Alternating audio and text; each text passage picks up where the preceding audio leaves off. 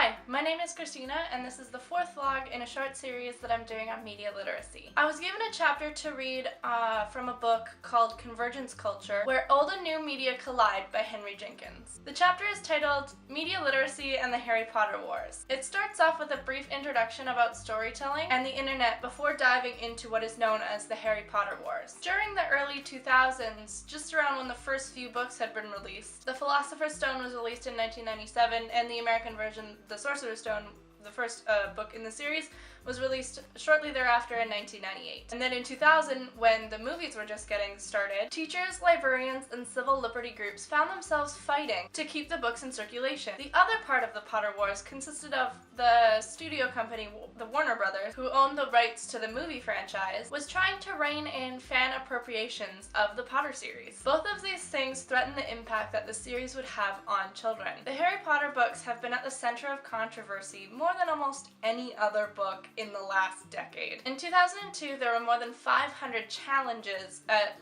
different schools and libraries around the United States. A lot of very religious groups deemed Harry Potter to be inappropriate, believing that it was teaching children about Satanism and the devil, just because the series was about a couple of witches. The repercussions of this meant that it was threatened to be banned in schools and in public libraries. Many copies of the book were burned, along with some other pop culture items of the time that were deemed bad according to these religious groups, as well as whatever these religious groups deemed appropriate to get rid of this media. This kind of bridges nicely into the second part of the Potter Wars, dealing with Warner Brothers. The Harry Potter books are about way more than just their face value, and what the religious groups thought that they were about, considering the fact that they had never actually read the books themselves. Getting further into the mid-2000s, you have people releasing fan fiction on the website fanfiction.net, and an example that this chapter gives is Heather Loiver, who created a website called The Daily Prophet, located at dprophet.com. This website is named after a fictional paper in the Harry Potter world, and this website gave kids a way to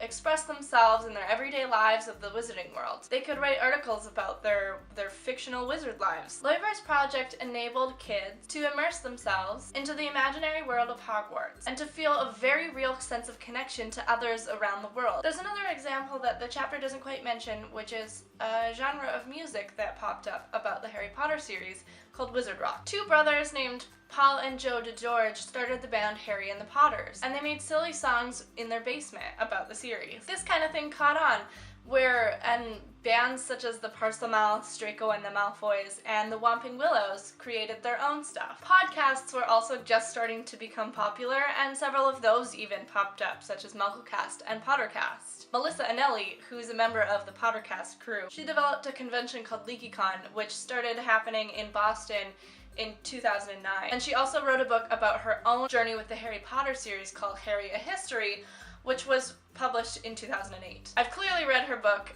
which is why I know so much about this topic, but she also lays out a bunch of this stuff that the chapter did, that Warner Brothers and other people were encroaching on fans' appropriations of the series. So how does this all tie in? J.K. Rowling and her publisher Scholastic were very supportive of these fan works, whether it be fan fiction or the music or podcasts about her series. They encouraged kids and young adults to expand on their imagination, explore characters, and find things that they really enjoyed. Warner Brothers, however, was a little bit less supportive. They seeked out trademark content or copyrighted content, and would ask people that own websites to take content down if they deemed it inappropriate. And many fans felt that this was a slap in the face, considering that J.K. Rowling supported it. Which leads us to this.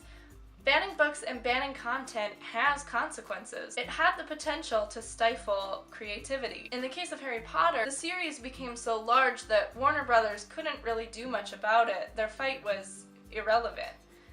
There was just too much content happening for them to keep up. This is also important to mention because now it means that more traditional media, such as physical copies of books, can make their way into an online space. Stifling that can be very detrimental to a kid's expression of self, but opening it up leads it to kids finding themselves, presenting themselves in a certain way online, or even finding just a career option that they never knew even existed. Technology is now a support to the human experience. Computers, laptops, smartphones, and tablets, and other such devices